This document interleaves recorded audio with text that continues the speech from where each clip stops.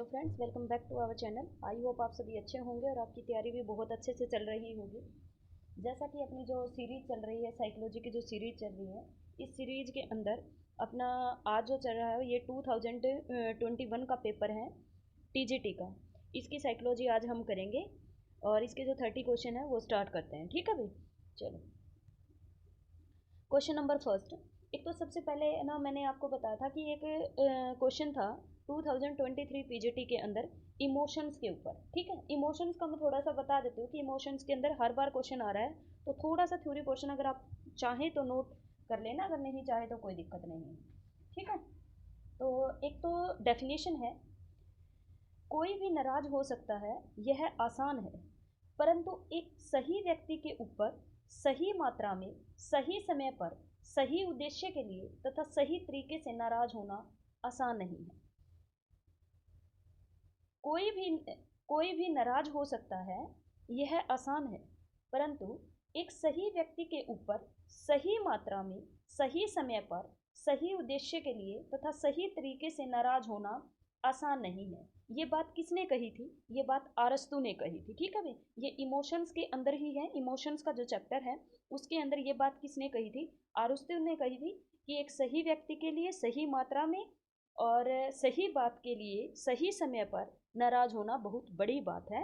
ये बात किसने कही थी? अरस्तू ने कही थी। दूसरा भाई, इमोशंस और जो कोग्निशन होते हैं, आप एक दूसरे में इंटरवोवन होते हैं, एक दूसरे से संबंधित होते हैं। ठीक है भाई, इंटर रिलेटेड होते हैं। और जो इमोशंस होते हैं वो अक्वायर्ड भी किए जा सकते हैं। ठीक है, इमोशंस जो होते हैं वो अक्वायर किए जाते हैं। कोग्निशन और इमोशंस जो होते हैं वो बाई डायरेक्शनल होते हैं। ये सारे पॉइंट आपको लिखने हैं। कोग्निशन और जो इमोशंस होते हैं वो बाई डायरेक्शनल होते हैं जब तक जजोंग का नाम ना आए। जजोंग कहता है कि इमोशन और कोग्निशन, जब तक जजोंग का नाम ना आए तो कहोगे आप जो इमोशंस और कोग्निशन होते हैं एक दूसरे से इंटरवोवन होते हैं, एक दूसरे से कनेक्टेड होते हैं, एक दूसरे से रिलेटेड होते हैं, एक दूसरे से संबंधित होते हैं।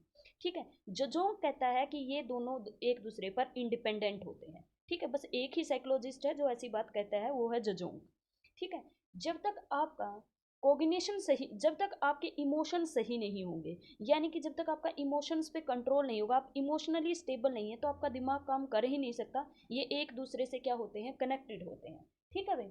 दूसरा, जो इमोशंस हैं, मैकडुगल ने अपनी जो मूल प्रवृत्तियां दी है, 14 मूल प्रवृत्तियां दी हैं, वो भी कनेक्टेड है किससे? इमोशंस से। ठीक है, इमोशंस को क्या किया जा सकता है? कंट्रोल किया जा सकता है। अगर आपका इमोशंस पे स्टेबिलिटी आ गई तो कोग्निशन अपने आप ही स्टेबल हो जाएगा, यानी कि आपका दिमाग अपने आप काम करने लग जाएगा अगर आपके इमोशंस पे आप स्टेबिलिटी मिल गई। जब तक, क्योंकि ये एक दूसरे से जुड़े होते हैं, जब तक आप इमोशनली स्टेबल नहीं हैं आप कुछ भी नहीं कर सकते, आपका दिमाग काम नहीं करेगा। ठीक है। दूसरा भाई, इसके अंदर हाँ, जो वॉटसन थे, अब अपने पास तीसरा पॉइंट लिखना है तुम्हें। इमोशंस, जो वॉटसन वॉटसन है, वॉटसन ने एक बच्चे पे एक्सपेरिमेंट किया था और उसने उसके अंदर क्या कर दिया था? 3 तरह के इमोशंस पैदा कर दिए थे। क्या? एक तो फियर, एक एंगर और एक लव। ठीक है, एक तो फियर, एक एंगर, एक लव, ये 3 इमोशंस डाल दिए थे किसने? वॉटसन ने। ठीक है, मैकडुगल ने 14 प्रवृत्तियां दी है जो कि किससे कनेक्टेड है? इमोशन से कनेक्टेड है। और जो इमोशन है वो इमोवेर शब्द से आया है, EMOVERE, इमूवर शब्द से आया है, जिसका मतलब होता है टू मूव, यानी कि इमोशंस एक डायनामिक होता है, बाई डायरेक्शनल होते हैं इमोशन और कोग्निशन। और ये जो इमूवर शब्द है ये लेटिन भाषा का शब्द है। ठीक है, किसका है? लेटिन भाषा का शब्द है। ठीक है भाई, चलो ये था आपका। ये जो इमोशंस होते हैं डायनामिक होते हैं, अक्वायर किए जाते हैं। और जो इमोशंस होते हैं वो कोग्निशन से इंटर रिलेटेड होते हैं, जजोंग का नाम ना आए तब तक। और अगर जजोंग जजोंग कहता है कि कोग्निशन और इमोशंस क्या होते हैं? इंडिपेंडेंट होते हैं। और वॉटसन ने 3 तरह के इमोशंस एक बच्चे के अंदर डाले थे। कौन कौन से इमोशंस? फियर, एंगर और लव। ठीक है, और ये एक दूसरे से, कोग्निशन और इमोशन क्या होते हैं? एक दूसरे से इंटरवोवन होते हैं, संबंधित होते हैं, कनेक्टेड होते हैं। ठीक है, और एक डेफिनेशन मैंने आपको बताई थी, कोई भी नाराज हो सकता है, यह आसान है, परंतु एक सही व्यक्ति के ऊपर सही मात्रा में, सही समय पर, सही उद्देश्य के लिए तथा सही तरीके से नाराज होना आसान नहीं है। ये बात किसने कही थी? अरस्तु ने कही थी। ठीक है भाई, मैं 2 चीजें और बताना चाहूंगी आपको। एक तो मेटाकोग्निशन क्या होता है? मेटाकोग्निशन, और एक माइंड मैप क्या होता है, क्योंकि कई बार आता है भाई मेटाकोग्निशन है जो वो किसने दिया था, फ्लेवेल ने दिया था, FLAVELL, फ्लेवेल ने दिया था मेटाकोग्निशन का कॉन्सेप्ट, फ्लेवेल ने दिया था। और मेटाकोग्निशन का मतलब होता है जैसे कोई बच्चा है, उसको लग रहा है, अगर कोई बच्चा है उसको कम दिखाई देता है और वो क्या करे, नेक्स्ट डे आके सबसे आगे बैठना स्टार्ट कर दे कि मुझे कम दिखाई देता है। या फिर कोई बच्चा किसी सब्जेक्ट में वीक है और वो बार बार टीचर से समझना स्टार्ट कर दे कि मुझे इस टॉपिक में प्रॉब्लम है, यानी कि बच्चा खुद जानता हो कि उसे प्रॉब्लम कहाँ है। ठीक है, तो वो होता है मेटाकोग्निशन, जहां पर बच्चा खुद ही सॉल्यूशन ढूंढ रहा हो और खुद जानता हो। सीटेट में अब की बार मेटाकोग्निशन पे दोनों शिफ्ट में पेपर में क्वेश्चन आया है। और मेटाकोग्निशन को क्या कहते हैं, कोग्निशन अबाउट कोग्निशन कहते हैं, थिंकिंग अबाउट थिंकिंग कहते हैं, awareness of one's own learning, मतलब खुद की लर्निंग के बारे में खुद ही अवेयर हो कि उसको प्रॉब्लम कहाँ पे है। ठीक है, तो उसको कहते हैं मेटाकोग्निशन। ठीक है भाई, ये चार चार पॉइंट थे मेटाकोग्निशन के। माइंड मैप क्या होता है कि सेंटर में कोई चीज रखी है, यानी कि रोड मैप जो आप बनाते हो ना किसी चीज का, जैसे आपको दिल्ली जाना है तो कौन सा रास्ता रहेगा, आपके माइंड में जो रोड मैप बन गया है, उसी तरह अपने पास दिमाग में हर मतलब चीज़ों के लिए अगर एक रोड मैप बना रखा तो उसको कहते हैं माइंड मैप। ठीक है भाई, चलो ये थे कुछ इंपॉर्टेंट जो किसी ने कमेंट करके पूछा था कि मैंने एक क्वेश्चन 23 क्वेश्चन था उसकी स्टेटमेंट सही अच्छे से नहीं पढ़ी थी और उसका ऑप्शन वही करेक्ट है, लेकिन मैंने कहा था कि जो इमोशंस होते हैं वो तो फिक्स्ड होते हैं, वो फिक्स नहीं होते, इमोशंस डायनामिक होते हैं।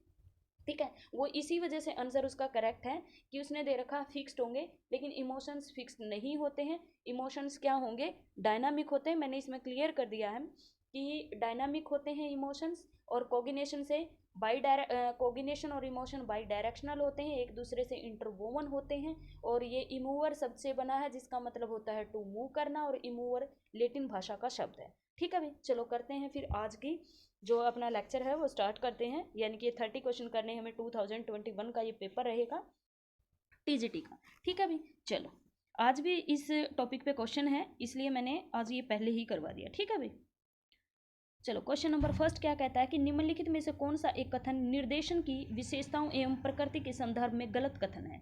Out of the following which one is the wrong statement in context of the characteristics and nature of the guidance. कौन सा है भाई, निर्देशन किसी व्यक्ति को खुद को समायोजित करने में सहायता करता है, ये बिल्कुल सही बात है। निर्देशन आत्म दिशा में व्यक्ति के विकास को बढ़ावा देता है, ये भी ठीक है। निर्देशन केवल अन्य के प्रयासों के माध्यम से, एक तो ये केवल शब्द जो होता है ना ये हमेशा प्रॉब्लम क्रिएट करता है, जहाँ पे भी ओनली आ जाए तो समझ लेना कि इस ऑप्शन को बहुत ध्यान से पढ़ना है, ये गलत होने की पूरी पूरी पॉसिबिलिटी होती है। निर्देश किसी व्यक्ति को अपना स्थान स्वयं प्राप्त करने में सहायता करता है, ये भी सही, तो इसका ऑप्शन नंबर थर्ड जो रहेगा रॉन्ग पूछा हुआ है, करेक्ट हो जाएगा। ठीक है भाई, नेक्स्ट है question number second. Question number second है a type of the thinking in which one interrupt sensation with experience is known as what. एक प्रकार का चिंतन जिसमें अनुभव के साथ संवेदना की व्याख्या की जाती है क्या कहलाता है, उसको कहते हैं भी परसेप्चुअल थिंकिंग। ठीक है, यानी कि अवधारणात्मक चिंतन बोलते हैं उसके अंदर, जिसको क्या कर रहे हैं, वो चिंतन जिसमें अनुभव के साथ साथ संवेदना की भी व्याख्या की जाए। ठीक है, एक्सपीरियंसेस के साथ साथ उनकी संवेदना की भी व्याख्या की जाए, उसको क्या कहते हैं, उसको कहते हैं परसेप्चुअल थिंकिंग, यानी कि अवधारणात्मक चिंतन कहते हैं। ठीक है भाई, चलो question number third. Question number third, निम्नलिखित में से कौन सा एक कथन भावनाओं की विशेषता के संदर्भ में गलत कथन है। संवेग भावनाओं के आधार होते हैं, इमोशंस तुम्हें क्या बताना है, कैरेक्टरिस्टिक्स बतानी है, कॉन्टेक्स्ट और इमोशंस के, भावनाओं की जो विशेषता के संदर्भ में गलत कथन बताना है, क्या बताना है, रॉन्ग बताना है। संवेग भावनाओं के आधार पर होते हैं, emotions are on the basis of the sentiments, भावनाएं जन्मजात होती हैं, यही बात गलत है, मैंने अभी बताया था तुम्हें, ये क्या होती है, अक्वायर भी किए जाते हैं इमोशंस। ठीक है, तो ऑप्शन नंबर सेकंड जो रहेगा इसका क्या हो जाएगा, करेक्ट हो जाएगा, क्योंकि फिक्स नहीं होते, डायनामिक होते हैं, अक्वायर किए जाते हैं। ऑप्शन नंबर फोर्थ, व्यवहार का अध्ययन करने के लिए सबसे पुरानी विधि कौन सी, ये तो बहुत ही आसान है, इंट्रोस्पेक्शन मेथड जो है वो सबसे ओल्डेस्ट मेथड है। ठीक है भाई, कुछ तो ये फैक्चुअल क्वेश्चन है, इनमें तो क्या ही करना है। Out of the following which one is the wrong characteristics अपने पास बतानी है तुम्हें। निम्नलिखित में से कौन सी एक अपराधी बालक की विशेषता नहीं है? कौन सी नहीं है भाई अपराधी बालक की? विद्यालय संपत्ति को नष्ट करना, बिल्कुल है ये तो। धमकी देगा, बिल्कुल देगा। सताएगा किसी को, लेकिन शरीर संरचना में एस्थेनिक होगा, ठीक है, एस्थेनिक इन कॉन्स्टिट्यूशंस। तो इस कॉन्स्टिट्यूशंस, इसके अंदर क्या होगा, शरीर संरचना में आस्थेनिक होगा। ये बात क्या है इसकी? गलत है। तो ऑप्शन नंबर 4 इसका क्या हो जाएगा? करेक्ट हो जाएगा। नेक्स्ट है क्वेश्चन नंबर 6। क्वेश्चन नंबर 6 में है कि which one of the following is the correct logical order of the observational learning process according to learning theory of Bandura. सबसे पहले वंडूरा ने क्या कहा था? अटेंशन, बिल्कुल सही बात है। फिर उसने रिटेंशन कहा था। उसके बाद उसने मोटिवेशन कहा था? नहीं, उसने कहा था क्या होगा? प्रोडक्शन होगा, फिर मोटिवेशन होगा, है ना। सबसे पहले अटेंशन, रिटेंशन, प्रोडक्शन, मोटिवेशन। तो ऑप्शन नंबर 4 जो रहेगा वो क्या हो जाएगा? करेक्ट हो जाएगा, ठीक है।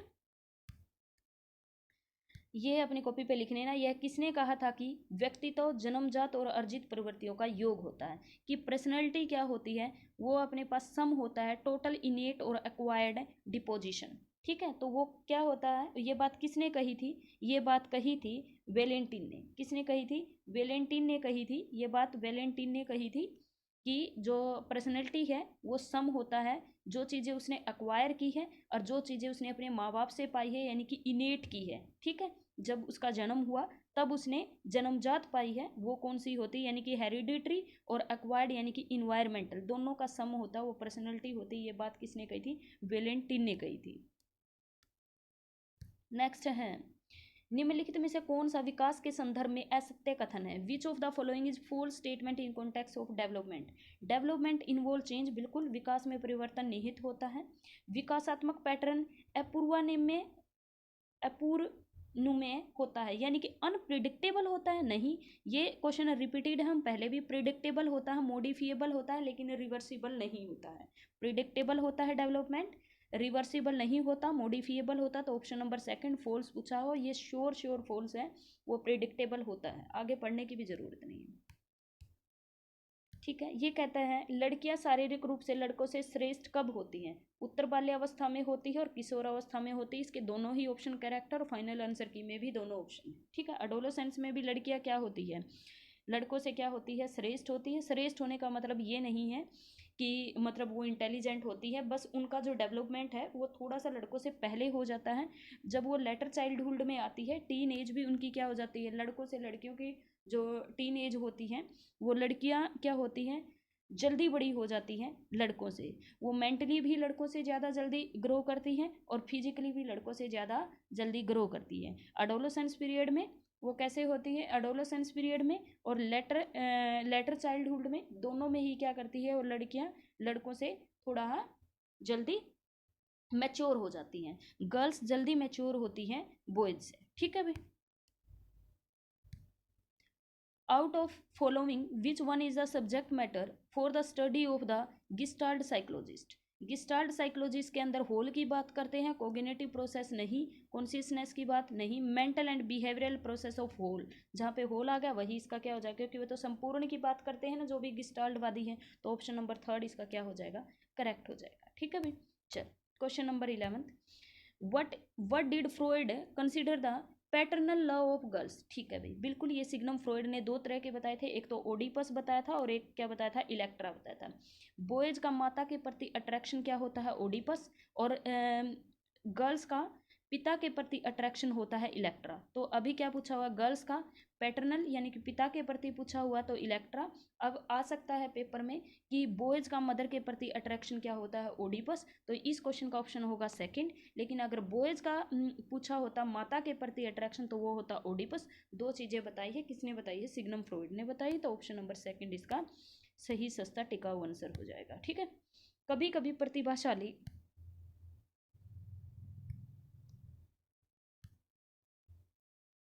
प्रतिभाशाली माता पिता के बच्चे अपने माता पिता की तुलना में कम बुद्धि के साथ जन्म लेते हैं, अथवा इसका ठीक उल्टा भी होता है कि उसके माता पिता कम बुद्धि के होते हैं लेकिन बच्चे क्या होते हैं? गिफ्टेड हो जाते हैं। तो इसको क्या बोलते हैं? इसको लॉ ऑफ रिग्रेशन बोलते हैं। ये भी होता है इसके अंदर कि माता पिता कम उसके होते हैं, बच्चे इंटेलिजेंट होते हैं। इसमें दिया हुआ कि बच्चे गिफ्टेड है, मतलब पेरेंट्स गिफ्टेड है, लेकिन उसके जो बच्चे हैं वो क्या है? कम बुद्धि के हैं, तो इसको बोलते हैं लॉ ऑफ रिग्रेशन। उल्टा होता है तो इसको बोलते हैं लॉ ऑफ रिग्रेशन। ठीक है भाई। नेक्स्ट है क्वेश्चन नंबर 13।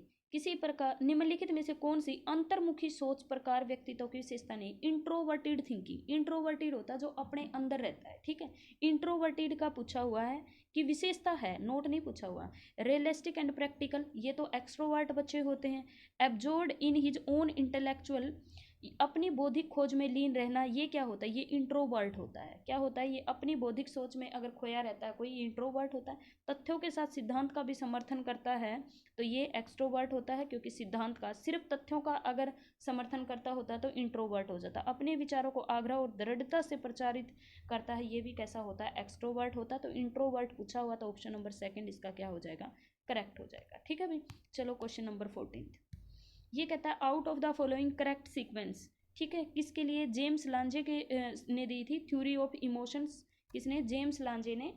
जेम्स लांजे ने थ्योरी, अब ये भी ऑप्शन में डाल लो भाई। थ्योरी ऑफ इमोशन मैंने जो बताया था अभी, इमोशंस, थ्योरी ऑफ इमोशंस किसने दी थी? ये जेम्स लांजे ने दी थी। और उसने जो करेक्ट ऑर्डर बताया था, जो सीक्वेंस बताया था, वो कैसा बताया था? सबसे पहले सिचुएशन होगी, फिर बॉडीली डिस्टर्बेंस होगी, फिर मेंटल स्टेट उसका बिगड़ जाएगा। ठीक है, अगर इमोशनली स्टेबल नहीं है तो बिगड़ जाएगा, और अगर इमोशनली वो स्टेबल है तो उसका मेंटल स्टेट सही हो जाएगा। ठीक है, तो ऑप्शन नंबर फर्स्ट, कोई परिस्थिति आएगी, शारीरिक अशांति होगी उससे, और फिर उससे मानसिक स्थिति या तो बिगड़ेगी या फिर मानसिक स्थिति बनेगी। वो डिपेंड करता है कि आपकी सिचुएशन कैसी है, उससे आप क्या इमोशनली आप स्टेबल हुए या नहीं हुए। अगर इमोशनली स्टेबल नहीं हुए तो मेंटली स्टेबिलिटी नहीं आएगी, और अगर इमोशनली स्टेबल है तो आप मेंटली स्टेबल हो जाएंगे। ठीक है, इसका ऑप्शन नंबर फर्स्ट करेक्ट होगा।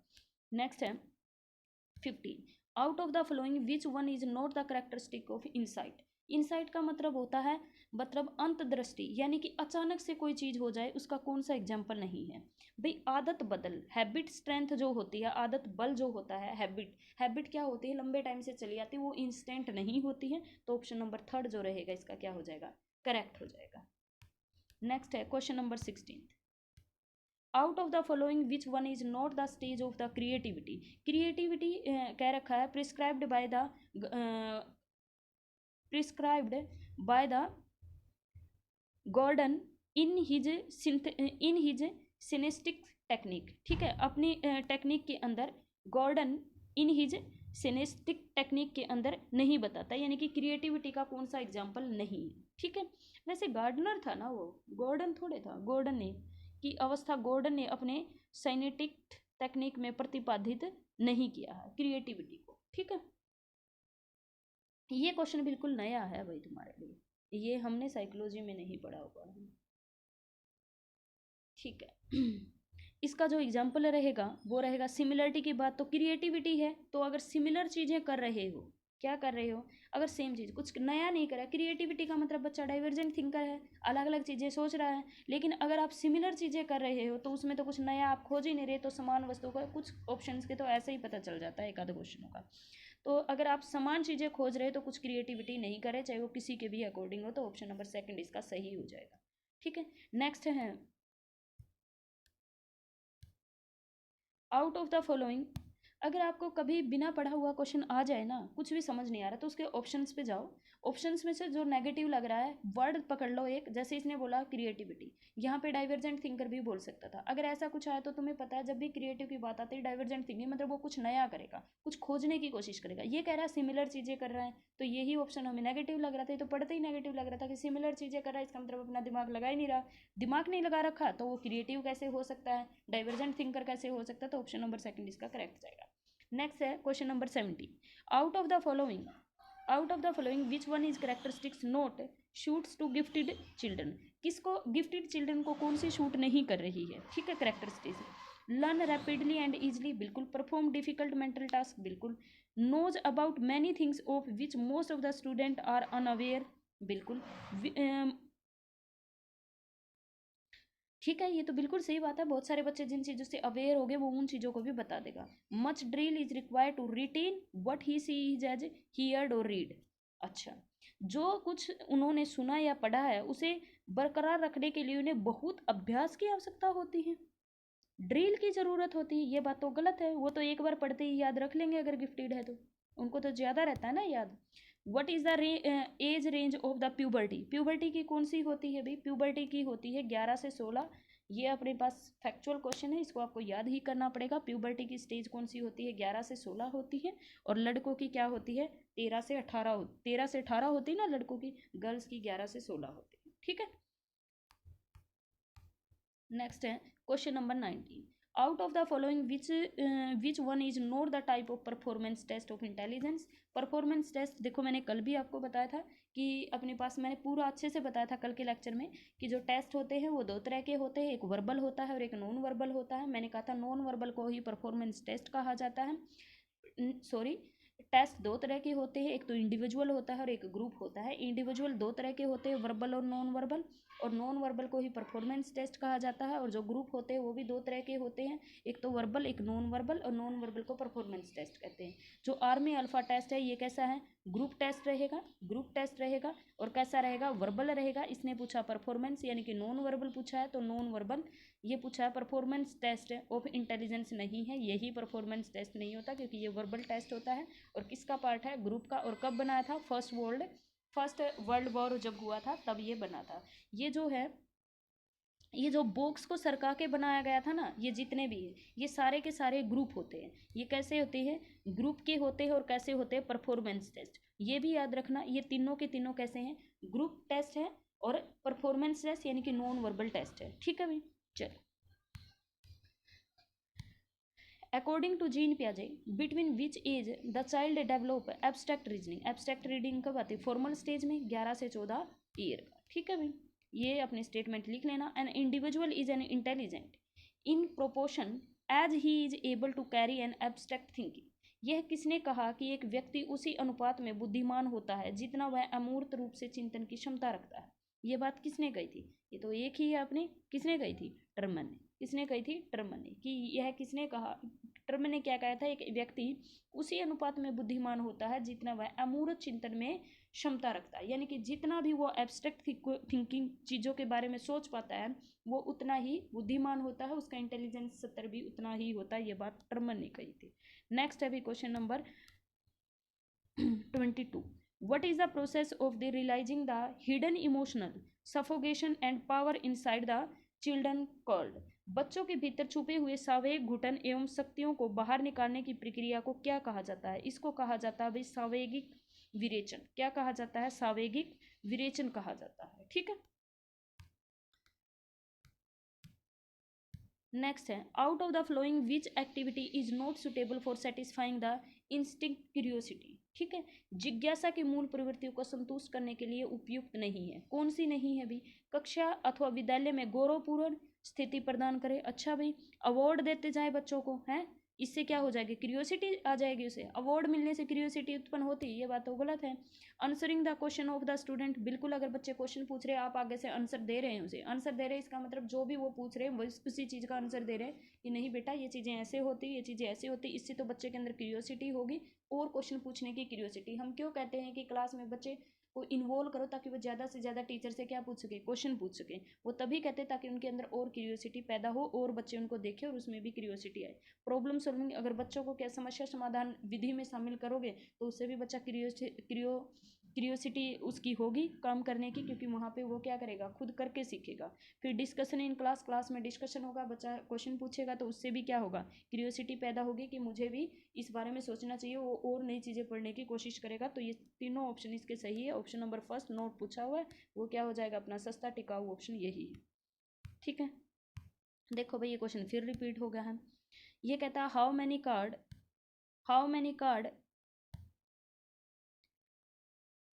Card prescribed in the Rorschach inkblot test. Rorschach inkblot test किसने दिया था, हरमन रोसा ने दिया था। और इसमें कितने कार्ड थे, 10 कार्ड थे, जिसके अंदर मैंने पिछली बार भी बताया था 5 इसके अंदर ब्लैक वाइट थे और 5 कैसे थे, फेस कार्ड थे। 5 इसके अंदर फेस कार्ड थे और 5 वाइट और ब्लैक कार्ड थे। तो टोटल अपने पास कितने कार्ड थे, इसमें 10 कार्ड थे। 31 कार्ड की बात थेमेटिक एप्रिसिएशन टेस्ट में किया जाता है, जिसमें 10 तो फीमेल थी, 10 मेल थे और 10 कॉमन कार्ड थे और 10 मिक्स्ड थे और एक अपने पास कॉमन कार्ड था इसका। ठीक है, फिर नेक्स्ट है क्वेश्चन नंबर 25। क्या कहते हैं 25 भाई, वो is known as father of the educational, E.L. Thorndike educational psychology के क्या थे, फादर थे। नेक्स्ट है ओके, सोशियोमेट्रिक टेक्निक कैसी है भाई? पहली तो ये प्रोजेक्टिव टेक्निक होती है, ठीक है, तुम्हें पता ही होगा। सोशियोमेट्रिक टेक्निक कैसी है? प्रोजेक्टिव। और ये किसने दी थी? जे एल मोरेनो ने दी थी। किसने दी थी? जे एल मोरेलो ने दी थी सोशियोमेट्रिक टेक्निक। और ये कैसी है? प्रोजेक्टिव टेक्निक है, ठीक है भाई। नेक्स्ट है, ये लिख लिया करो, जो चीज़ें मैं नहीं बता रही हूँ ना, ये चीज़ें लिख लिया करो, ठीक है, क्योंकि वैसे ही मैं कोई भी चीज़ नहीं बोलती, जो चीज़ ज़रूरी होती है वही। इरेक्शन की थ्योरी, आज आप इरेक्शन की थ्योरी ही पढ़ेंगे। आज आपको क्या पढ़नी है? आज तुम्हें पढ़नी है इरेक्शन की थ्योरी। मैंने बोला था ना कल कि हम क्या करेंगे, रोज़ का एक टॉपिक भी डिसाइड करेंगे। इरेक्शन की थ्योरी आज तुम्हें पढ़नी है। इरेक्शन ने क्या दी थी? 8 स्टेजेस दी थी। पहली कौन सी थी? पहली कौन सी थी? Trust versus mistrust. Trust versus mistrust थी। एंटीमेसी वर्सेज आइसोलेशन कौन सी थी? 6 थी। आइडेंटिटी एक minute, identity versus role confusion 5th थी। इंडस्ट्री वर्सेज इन्फ्योरिटी कौन सी थी? 4th थी। जनरेटिविटी ऑस्टेगेशन कौन सी थी? 7th थी, ठीक है। तो ज़्यादा जो आती है वो 6th, 5th और 4th से ही पूछा जाता है क्वेश्चन जो होता है। तो ये अपने पास होगी। पहली कौन सी थी? ट्रस्ट वर्सेज मिसट्रस्ट थी। दूसरी कौन सी थी? Autonomy versus same and doubt थी। और थर्ड कौन सी थी? थर्ड मैं भूल गई हूँ भाई, पता नहीं कौन सी थी। थर्ड कौन सी थी? पता नहीं, ध्यान नहीं है थर्ड। फोर्थ यही थी, इंडस्ट्री वर्सेज इन्फ्योरिटी। थर्ड में पर्पज होता है ना, विर्चू क्या होता है? पहले में विल होता है, दूसरी में होप होता है, तीसरी में पर्पज होता है। तो उसके अंदर कौन सी थी? ध्यान ही नहीं आ रही अब। अकॉर्डिंग टू रोस, ठीक है, रोस ने which stage of the development, ये very very very very important है, सूडो मैच्योरिटी स्टेज। पहले अब की बार यह आ जाता है, सूडो मैच्योरिटी की बात कौन कहता है? रोस कहता है। और रोस ने सूडो मैच्योरिटी कौन सी एज में कहा था? सारे आंसर लगा के आएंगे एडोलोसेंस, लेकिन आंसर होता है चाइल्डहुड, क्योंकि सूडो मैच्योरिटी ना कि एडोलोसेंस में आती है, चाइल्डहुड में ही आ जाती है, ठीक है। जब बच्चे ये कहते हैं कि मुझे ऐसी घड़ी लेनी है, मुझे ऐसे कपड़े पहनने हैं, मुझे ऐसा चश्मा लेना है, जब ये चीज़ें बोलते हैं तो इसका मतलब उनकी शूडो मैच्योरिटी है। वो अपने दोस्तों के अंदर फेक मैच्योरिटी दिखाना चाहते हैं, यानी कि वो फेक चीज़ें दिखाना चाहते हैं कि हम इतने अमीर हैं, हमारे पास इतना पैसा, हमारे पास गाड़ी है, हमारे पास बंगला है, ठीक है। ये सारे के सारी क्या होती है? शूडो मैच्योरिटी होती है। और ये कौन सी एज में स्टार्ट हो जाती है? चाइल्डहुड में स्टार्ट हो जाती है। और कहाँ तक चलती है? एडोलेसेंस तक चलती है। नेक्स्ट है 29। when a person try to make his her thoughts and action according to other whom he like to, पिछली बार भी कल वाले पेपर में भी ये क्वेश्चन था, like to follow, then this kind of activity called type of the defense mechanism। ये कौन सा होता है? ये आइडेंटिफिकेशन होता है। मैंने कल भी बताया था, जब किसी को अपना रोल मॉडल मान के उसी के जैसा बनने की कोशिश कर रहा है, जैसे एक्टर्स का आजकल क्या करते हैं बच्चे, जैसे एक्टर दिखते हैं, जैसे कपड़े पहनते हैं, जैसी चीज़ें वो खरीदते हैं, वैसी ही चीज़ें खरीदने की कोशिश करते हैं, तो उसको कहते हैं आइडेंटिफिकेशन, ठीक है। जब आप मॉडलिंग कर रहे हो मतलब आप आइडेंटिफिकेशन कर रहे हो। नेक्स्ट है question number 30। Which one of the following is not the common speech disorder of the child? क्या होना चाहिए? स्पीच डिसऑर्डर पूछ रहा है, स्पीच डिसऑर्डर। तुतला रहा है मतलब उसको बोलने में दिक्कत है, कैसा है? Speech disorder. अस्पष्ट उच्चारण कर रहा है, स्पीच डिसऑर्डर। हकला रहा है, स्पीच डिसऑर्डर। लेकिन ऊर्जा की कमी, ये स्पीच डिसऑर्डर नहीं है। तो ये अपने पास ऑप्शन नंबर फर्स्ट इसका करेक्ट हो जाएगा, क्योंकि नोट पूछा हुआ था। आज का ये अपना पेपर जो 2021 का है, 22 का भी टीजीटी का हो चुका है, 23 का भी करवा चुकी हूँ, 21 का आज करवा दिया है, 19 का कल, 20 और 19 के 2 और रह गए हैं, जो मैं 20 का शाम को ही करवा दूंगी और 19 का हम कल सुबह कर लेंगे, ठीक है। वीडियो को ज़्यादा से ज़्यादा लोगों तक प्लीज़ प्लीज़ शेयर करो, चैनल को सब्सक्राइब करो। आपका अपना चैनल है, मैं इतने एफर्ट लगा रही हूँ, तो थोड़ा सा आप भी सपोर्ट करिए, प्लीज़ थोड़ा सा सपोर्ट करिए, चैनल को ज़्यादा से ज़्यादा लोगों तक शेयर करिए। Thank you so much, bye bye, मिलते हैं नेक्स्ट वीडियो में।